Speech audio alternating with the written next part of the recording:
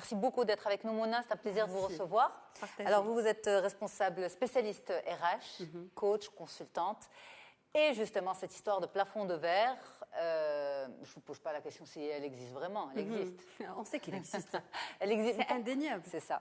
Alors, aujourd'hui, est-ce que notre contexte marocain, maghrébin, africain est un contexte, on va dire, parce que ce n'est pas une notion propre à notre culture ou à notre pays, c'est une problématique universelle, mondiale. Mais est-ce que les raisons de l'existence de ce plafond de verre chez nous sont différentes de d'autres pays, d'autres continents?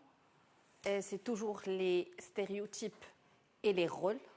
Maintenant, comment les stéréotypes au Maroc, en Afrique ou dans les pays du Maghreb sont développés et sur quelle base et leurs origines, ça diffère bien sûr de chez nous à d'autres pays, mais ça n'empêche, l'origine elle est toujours la même.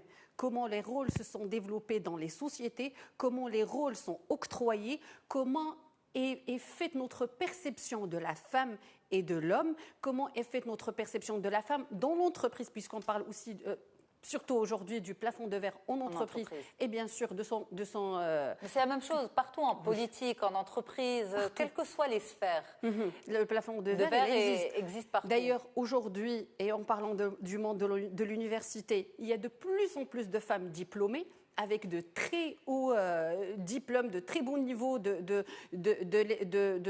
diplômes universitaires, d'écoles d'ingénieurs, etc. Et ils intègrent au même titre que les garçons le monde de l'entreprise. Ils arrivent à un certain niveau de la hiérarchie et ça bloque pour que les gens comprennent qu'est-ce qu'on veut dire par ce plafond de verre.